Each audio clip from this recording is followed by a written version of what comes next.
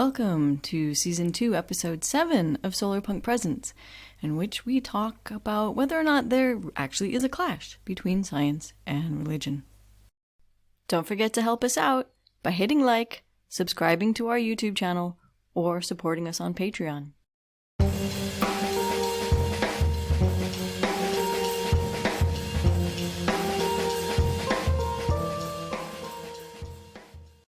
One thing that comes up from time to time, especially these days of backsliding towards medieval thought, is the so-called conflict between science and religion. Especially the more fundamental strains of the Abrahamic religions, it's something that I, as a non-religious person who doesn't like to be told what to believe, don't quite understand.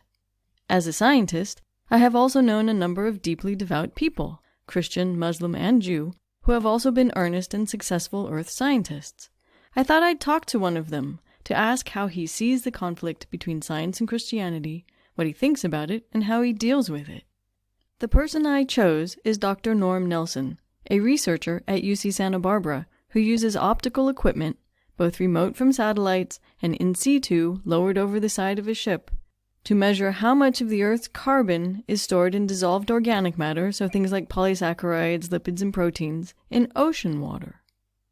This is a big deal, because that's carbon that isn't in the atmosphere as carbon dioxide, and it would be good to know how much is there as dissolved organic matter in the ocean, and how long it tends to stay in that form, before being oxidized back to carbon dioxide and returning to the atmosphere to influence climate as a greenhouse gas. One last thing before I get to our conversation, your support is really important to us. So go sign up for our Patreon at www.patreon.com/solarpunkpresents. And now, here's Norm. Hi, Christina. How are you doing? Pretty well. Drying out after a long week of rain, but yeah. It's been a crazy winter for California. Yes. Could you briefly introduce yourself to our listeners out there? My name is Norm Nelson. I'm a researcher at the University of California, Santa Barbara. I am an oceanographer and a biological oceanographer. And my specialty, particularly in the last 10 years, has been studying ocean carbon cycling from the point of view of dissolved organic material in the ocean. The tools I mostly use are optical, use light sensors and things that measure the optical properties of the water. And that includes ocean color remote sensing. So some of the work I do is connected to surveying the whole ocean from space, as well as seeing what's going on in the ocean interior. Can you tell us a little bit more about yourself as a scientist? I've done a lot of work on developing techniques for measuring absorption spectra, a lot of spectroscopy type stuff, absorption and fluorescence spectra of particles in the water and dissolved organic material in the water. Because it's important to know how much carbon the ocean holds in dissolved and particulate form. Right. Because that's carbon that's not in the atmosphere. Yeah, right, exactly. And so productivity in the ocean tends to tie up carbon in biomass, and some of that biomass actually sinks deeper into the ocean where the decomposition is much slower. And so that carbon that belongs to those organisms tends to stay in the ocean a long time. Also, as a sort of a byproduct of productivity, organisms will release material into the ocean that's dissolved. It tends to be yellow. Like many other forms of dissolved organic carbon. Exactly. And you can actually see that from space. You can actually tell with a sensor on a satellite, a color sensor, basically how green the ocean is, which will tell you how much chlorophyll is in there, or how white the ocean is, which tells you how much particle load, especially from scattering things like coccolithophores that have very bright, white surfaces on them. And how yellow it is will basically tell you a little bit about the dissolved organic matter in the ocean and what its nature is. And, some of that is a little bit deceptive because a lot of the dissolved organic matter in the ocean has no color to it. It's clear and doesn't absorb light in the visible way that we can spot from space. And some of it does. And my current sort of operating paradigm is that the stuff that's got color in it, particularly in the deep ocean, reflects the quantity of the refractory carbon in the ocean, the stuff that doesn't get broken down by microbes and turned back into carbon dioxide very quickly. So once it's in the deep ocean, whether it's carbon dioxide or whether it's dissolved organic matter or whether it's particles, it'll stay there a long time. But figuring out how that's partitioned and what the lifetime of all these different types of substances are in the ocean, that's much bigger than my pay grade, but I do little bits that are associated with that. How did you get into oceanography? Like a lot of kids my age, I watched a lot of Jacques Cousteau on the television when I was very young, and that got me very interested in the ocean. My first love, though, really was space and astronomy, and I had, my whole career planned out. I was going to be a military pilot and become an astronaut and go to Mars or something. And then I think around, 1975, I stopped being able to hit a fastball and realized that I was nearsighted. And in those days, that disqualified you from being an astronaut. So I thought, well, okay, the next big exploration thing that I'm also interested in is the ocean. And that kind of set me on that course. I ended up in graduate school working on productivity by phytoplankton with Barbara Presland. Sort of my part of the problem was figuring out how light energy was absorbed by phytoplankton to drive photosynthesis in the ocean. And so that's kind of what got me into doing optical technology, which was, has kind of been a dominant theme in my career, is developing and applying, things like that to look at light fluxes in the ocean and what they can tell us about the ocean and, what they do for productivity and other things. Maybe now you could tell us about yourself as a religious person. I'll preface my remarks by saying I am an agnostic. I think if you're going to be a scientist and a religious person, you have to kind of follow yourself and, put yourself into that category. I was raised Roman Catholic in a very liberal Roman Catholic tradition, which was great until the late 1970s when reform movement in the Catholic Church got stopped dead. And I realized that, I wasn't going to be able to tolerate the church's stance on women and on gay people. And it was just wrong. So I kind of stopped practicing as a Catholic. But when I got married, my wife is an Episcopalian. I was familiar with their traditions and all that kind of stuff. So I attended Episcopalian church regularly. And then I've been going to the same church in Isla Vista since about 1990. We're part of that world. But again, it's a very progressive, very, very liberal church. My traditions are all very progressive. Well, and it's an important community for you.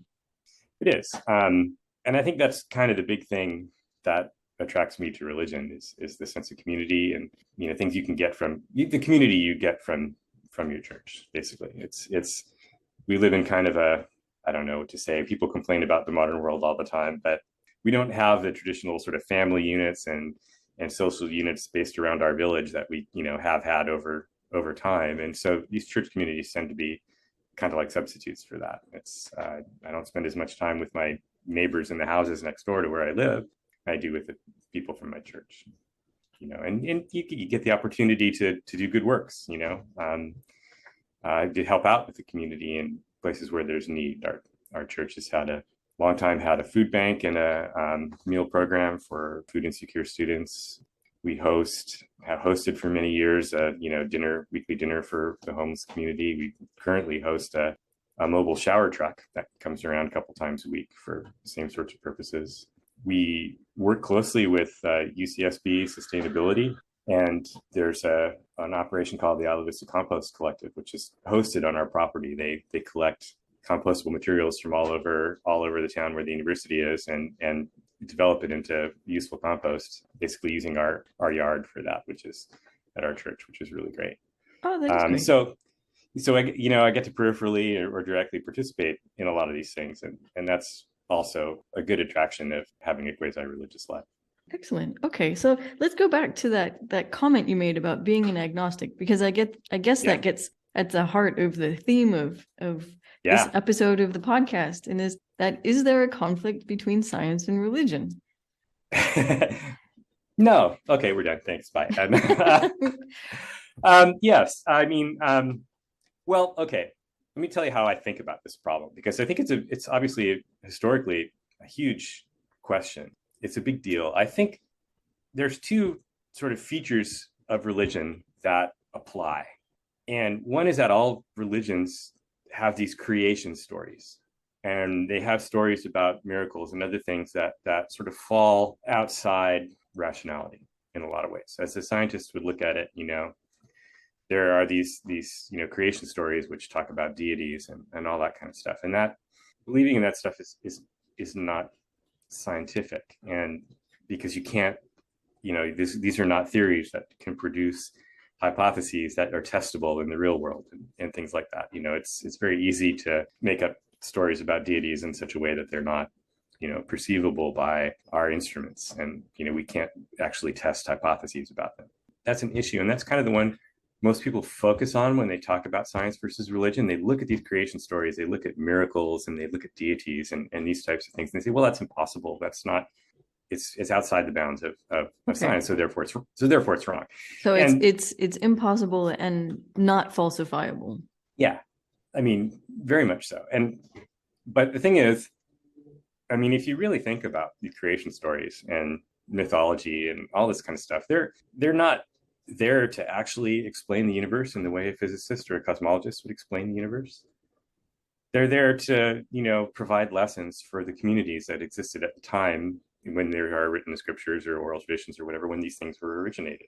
People often talk about how, the Pentateuch has all these like rules for living in a world as a community and all this kind of stuff. And that people, your child who says why, it always comes back to, well, okay, we got these rules from Yahweh or something like that. There's a social purpose behind these things, which, has really nothing to do with natural science.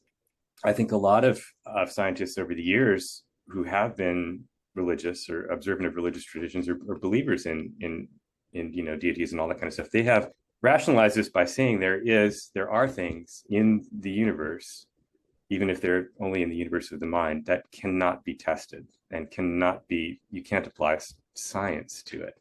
And they do that in different ways. And this really kind of famously, Newton in the Principia basically said he's not going to delve into what what did he say? The causes and seats of the forces and the natural laws that he talks about. He didn't say, I'm not going to talk about what gravity comes from. Here's how gravity behaves.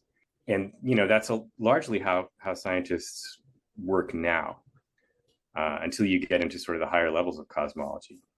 So I guess my point about agnosticism and atheism and deism is they're not scientific. It's not a scientific way to look at the world. And I think I think you have to be agnostic if you're going to be a scientist, because you can't test these things now and maybe never. And so you can't say they don't exist and you can't say they do exist. So it's just, again, it's outside the bounds of science. I have a few thoughts here. Mm-hmm. Why do you have to approach religion rationally? Oh, well, you don't. If you, how do I put this? I think, we can probably easily draw a line between, not thinking about religion rationally and then not thinking about the natural world rationally as well. And so that's what happens with fundamentalism, is they say, okay, well, this is true and this is pure and this is all correct and nothing can contradict that. And so when, obviously science contradicts that a lot of times, because people are drawing conclusions about the universe based on non-scientific things. And so that's how you get fundamentalism, is if you don't think rationally about your religion and where the traditions and all that comes from and why they're actually there, then you fall into this trap of believing or having to defend the beliefs of things that are really not scientific, and they can have consequences in the real world.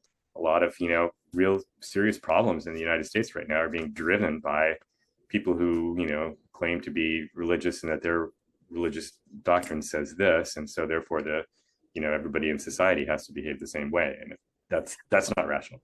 Yeah, I know. Looking in from the outside, I don't belong to an organized religion. It does frighten me a little bit how religion gives people a moral authority that they haven't necessarily earned. And so you can do terrible things if you think that God is on your side. Mm-hmm. That's sort of the other way I think about the conflict between religion and science, is perhaps a little bit more practical and real world, is religions have always wielded political and social power. That leads to compromises, again, along the nature of what we've been talking about. But other ththings are even sort of a little bit more cynical, if you want to look at it that way. We were talking about Galileo when we were first talking about this, because I was reading a book by Dava Sobol called Galileo's Daughter, which talks a lot about Galileo, sort of from the perspective of his older daughter who was in a convent, and her letters to Galileo have survived, whereas Galileo's letters to her were destroyed as part of his persecution. But Galileo ran across both of these issues. There were some creation stories in a sense that actually went back to sort of before Christianity, the Aristotelian philosophy and all that kind of stuff. And the authorities in the church had decided that, okay, this is correct. There's a problem there with that, because once you started coming up with scientific observations, people being sort of more systematic, having better instrumentation like Galileo's telescopes, they started realizing that the Aristotelian concept of the world wasn't quite right, but the church had already doubled down on that. So this is how you have to think about things.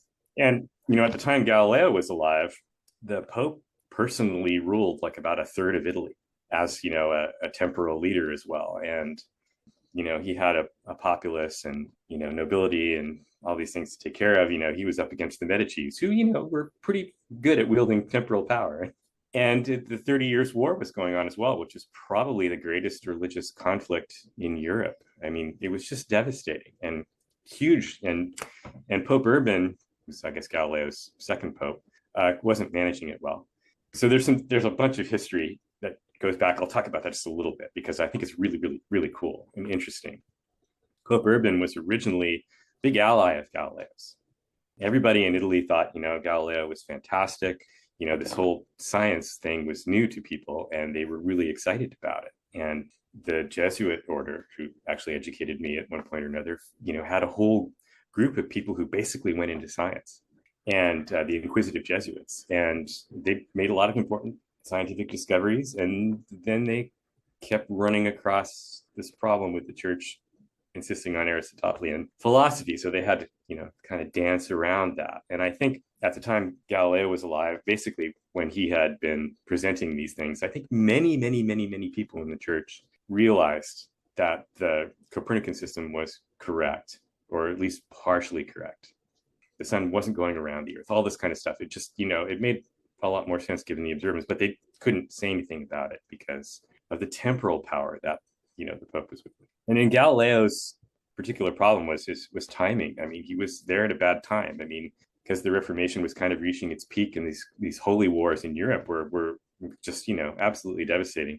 And Urban wasn't managing it very well, all that kind of stuff. So, any sort of questioning of the authority of the Pope was seen as like, okay, well, this is heresy.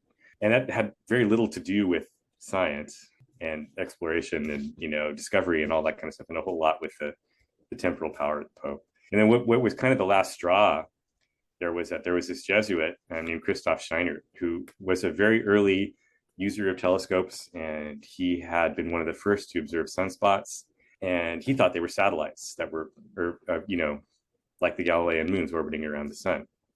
Galileo didn't agree, and he wrote a lot of very scathing letters, just savaging this guy for being wrong. And Galileo could be very sarcastic, very impolitic. And, years later, Schneier ends up in Rome being a very close advisor to the Pope. And he basically just said, hey, look, this guy is questioning your authority. He's questioning the authority of the church.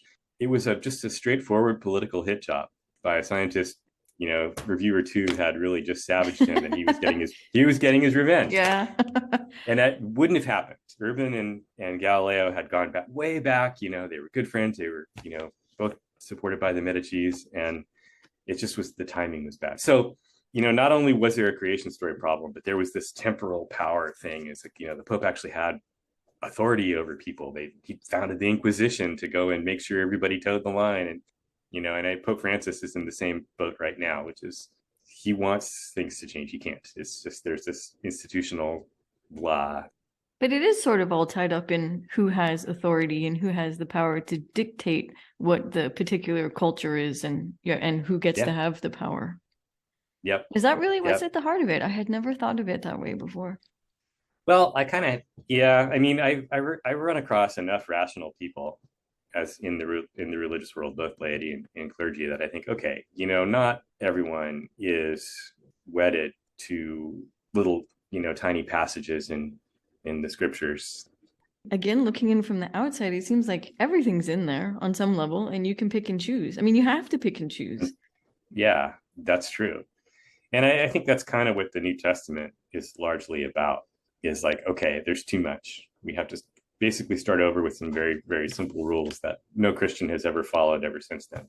And it's a lot more, well, the whole love your neighbor thing. That was, Tricky. important That's part of tricky. I the have message of neighbors. Jesus Christ. Mm-hmm. Yeah.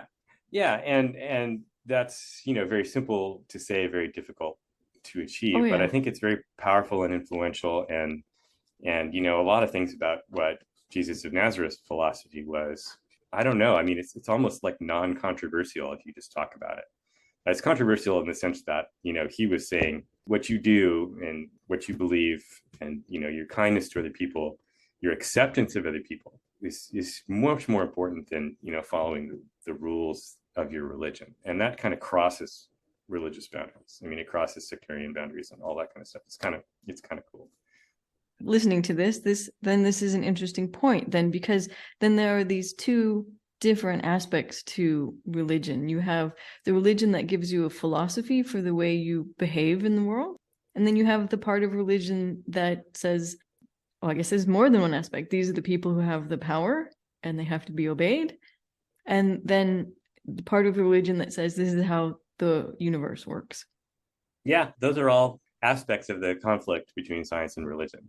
And I think as a scientist, the part of science that deals with the physical world, obviously has dispensed with the creation stories and miracles and all that kind of stuff a long time ago.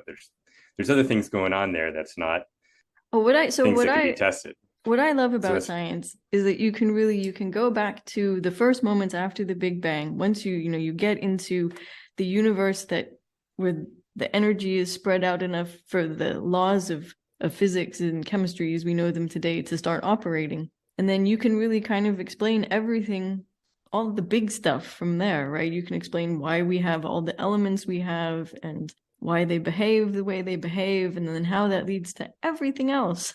And you have this internally consistent model that is nowhere near 100% correct, but it works pretty darn well, and we're always working on it. Yep. Right? And that, for me, is what's really cool about science. On the other hand, mythology is fun and amazing and mystical, and that must also strike a chord with people. It really does. It's like reading fiction, or even science fiction. It gets you out of your existence into thinking about other things and bigger things. I've never been a big fan of metaphysics, but there is always, we're always going to keep discovering things. Science is not going to come to an end. That's a very interesting little bit about where science has kind of gone wrong in this aspect, is just the thought that everything is going to be explained, and everything can be explained by what we know right now. I think that's kind of close to believing in a creation story in a religious way. I think that people who think about AI, or who worry about AI becoming intelligent and becoming a threat to humanity and all that kind of stuff, those are kind of like worrying about the apocalypse, as was written in the Christian Bible. It's like it's a religious belief. It's not science. A lot of that comes from sort of this Victorian era, where people believed that, okay, all we have to do is figure out what the natural laws are, like Newton started doing, and figure out what they all are, and then apply that to all of nature, and that'll explain everything. And we know from research in the last few decades that complex systems are extremely difficult to predict. We can't know everything. Oh no, and they have so many unintended consequences and right, emergent properties, right, and all those fancy terms. Yes, exactly. And but it's exciting though. It keeps, as a scientist, or even as a person who's curious about these things, it really keeps you on your toes. Yeah. And to me, that's nothing to do with religion. It doesn't conflict with any of the metaphysics of the world religions, because they're just outside. They're outside the natural world. And what the bounds of the natural world are, there are bounds to the natural world. You mentioned that we can resolve things happening just immediately after the Big Bang, but there's a certain amount of time before the Big Bang where currently, at any rate, we can't. And I think there's always going to, you can't get there because you don't know what the rules are. Yeah. Right. So it's unknowable. It's unknowable. So there is some of our universe, even from a very rational, from a very scientific, from the best of our knowledge and our philosophy of science that we can't know. There are things that we just can't know. This is perhaps a controversial opinion, but I think things like, what we call human intelligence, I think that might just fall into that Yeah, ballpark. consciousness. Yeah. Yeah. Yeah. Yeah. And then, but, of course, that is a testable hypothesis in the sense that, if somebody does actually make a real human intelligence from mechanisms, Mm-hmm. right, then that will be refuted. Mm-hmm. So it is a scientific way of thinking about things, but it is also very, it's very difficult to resolve that. And I think it could go either way. Descartes took a lot of heat for that and actually ended up abandoning it. But, the whole thought of the mind being separate from the mechanisms of the body. But, scientists and philosophers who've come on from there, some of them, not all of them, think that it's an emergent property of the complex system that is the human brain, so to speak. So it's like, well, I mean, it is, but okay, that isn't really an answer at the same time. Because what does that even mean? It's just like, it's like when people talk about, I don't know, it's like a black box. It's like a black box. It's like string theory. And, when people first started talking about string theory, it's like, oh, you can't test this. But, there are aspects that can be tested that do make predictions. Again, it's another way of looking at the world that doesn't say, like Newton said, what the causes and seats are. Where does gravity actually come from? Well, there's this particle. It's a graviton. It's like, oh, okay. Yeah. Where'd the particle come from? And so, at some point you get, and I'm not saying that's never going to be addressed by science. That would be a very bad statement for me to make, because I think perhaps they can't. Drawing a boundary on the observable universe is, well, there is a boundary on the observable universe, but there may be more things we can find out about it that we don't know. Before we get to the point where we're really at, well, it just is because it is. Yeah. Where it isn't reducible further than that. Yeah. And so, getting back to our theme, I think there's plenty of room for religious belief and religious activity, particularly this part that I like, community and all that kind of stuff, building and having a philosophy that doesn't conflict at all with being a scientist and thinking rationally about the universe and all that kind of stuff.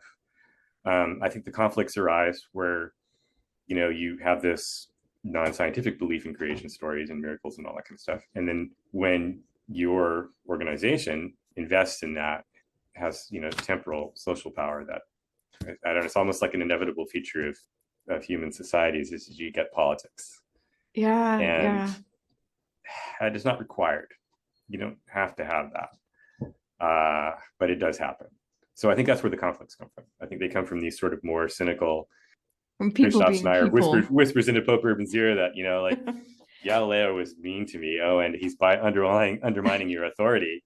And, Pope Urban's trying to fight this war with the Protestants. And he's like, I can't have that. So Galileo's got to go down. Nothing of that was anything to do with anything in the Holy Scriptures. It was about Aristotle, who, lived long before Jesus. The church had just happened to say, okay, this is how we're going to look at the world. And it was wrong. It had some, good themes to think about, but in terms of like the actual practical purposes, no, the sun doesn't go around the earth, the sun is not a perfect sphere, and there are no shells containing the celestial body, all that kind of stuff it's not right. But the church imbued that with non-religious authority. Wow. I was just thinking, God, so I hate to say it, but fake news has been around for a long time, and people in power lying to you and saying one thing even though they know it's not true. God, none of this is new, huh? There's a real fun bit of irony in this.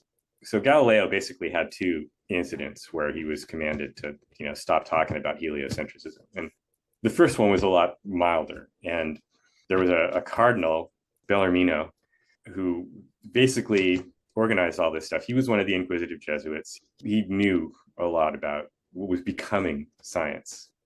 Nevertheless, he'd been, basically said, we can't talk about this stuff, the Copernican stuff, because it's, the church has said this.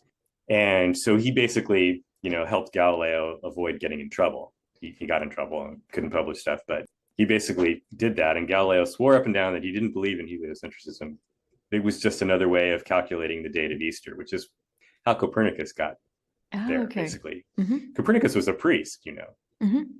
He was like, okay, we need to calculate the date of Easter, just like the rabbis need to calculate the date of Passover. And And the way we have of doing it is got so many exceptions and so many rules, and it's just the whole thing doesn't make any sense. But if you do it this way, think about it from this perspective, then it's a lot easier to calculate. And whether or not Copernicus actually believed that was the way the solar system was structured is kind of an open question. We don't know. But Bellarmino said to Galileo, I mean, this is how you have to look at it to stay out of trouble. And Galileo did for a long time, but then evidence just kept mounting. And Galileo was a very willful, very sarcastic, very entitled dude. Was he also a believer? I mean, what kind of position does this put him in personally? Like, does he struggle with this? I think he took a very rational approach to these things. He said, Aristotle isn't God. Aristotle isn't Jesus. Maybe we need to look away from Aristotle. And so that's where he ran across problems with the political aspect of things. And the political aspect of things didn't let the church evolve, still doesn't let the church evolve away from these primitive beliefs. Well, okay, so then, and this again is this fundamental conflict between people who want society to progress and people who want society to go back to where it was X number of years ago. Right. Again, it just boils down to a question of who has the power, right? I mean, that's what society progressing is about. Is about power and wealth and how you treat people. Right, exactly. And the Christian church ran across this problem almost right away. One of the church's earlier philosophers was St. Paul. He was a Roman citizen, and he had, this is how society's got to be. Everybody's got to be in these boxes. And he said some things in passing almost that, today are just like they're taken as absolute law by fundamentalists. And occasionally I want to point out to these people that, hey, St. Paul was not Jesus. You want to be a Christian, why don't you pay attention to what Jesus said? And with the marriage question, Jesus said marriage is a good thing. He said specifically marriage between a man and woman is a good thing, but that was the only kind of marriage that existed in Jesus' society at the time. But now everyone is saying that, Jesus said only marriage between a man and a woman is a good thing. It's like, no, Jesus did not say that. Jesus said marriage is a good thing. And, St. Paul said some bad things about gay people. But again, St. Paul, not Jesus. So, and then, of course, when the Roman emperor basically took over Christianity and made it the state religion of the Roman Empire, that wrecked everything, obviously. I mean, that built this whole bridge between mysticism and temporal power that has just never really been erased. It's always sort of lurking in there like a herpes virus in the traditions of the church that it's like, well, the priests are in charge, and it's like, well, they shouldn't be. But okay, so this opens up a whole other theme for another interview, and that is the conflict within the church between I don't know, what are the camps? What did you just say? The more mystical, community-oriented camps and the people who want the power and to say this is the way it is. Yeah. That must be a bigger conflict than quote unquote science versus religion. Well, it is, and I think it leads to all kinds of other conflicts in the real world and in the philosophical world that you could talk about forever. That's not something I'm an expert on. No, but so in a sense, science has it easier because it just needs to try and figure out the way the world works through experimentation on observation and asking questions in the right way, in ways that can be tested. Much easier thing. Well, yes. I mean, it can be. There's a temptation. A lot of cosmologists, perhaps, and others fall into this temptation of thinking that they've got it. They know everything and they can explain everything with the tools that they currently have. And I think that's a little bit simplistic. And again, in some cases can actually devolve into a belief system which is indistinguishable from a religious belief system. So. Okay, but that's not a problem oceanographers have. Studying carbon circulating through the deep ocean and surface ocean. Yeah, well, the problem we have there is not enough data, not enough tools, all that kind of stuff. But those are, in theory, solvable problems. Yeah, well, and it's a big ocean and there's lots of stuff to study. So I guess we can stop here because we've been talking for a while. So I want to say thank you. This has been really, really interesting. I have lots of stuff to go away and think about. And thank you very much for this interesting discussion. Well, thank you, Christina. This is great. I love talking with you. This has been super fun. And that's the end of Season 2, Episode 7. Thank you again for listening. And don't forget to support us on Patreon.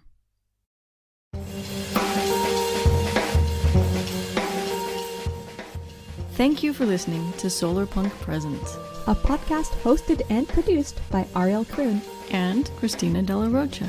The audio for this episode was recorded in part on the traditional territory of the neutral Haudenosaunee and Anishinaabe peoples, and in Germany.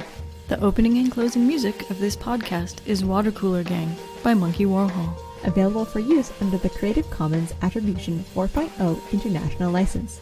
Until the next episode, keep dreaming and keep up the good work.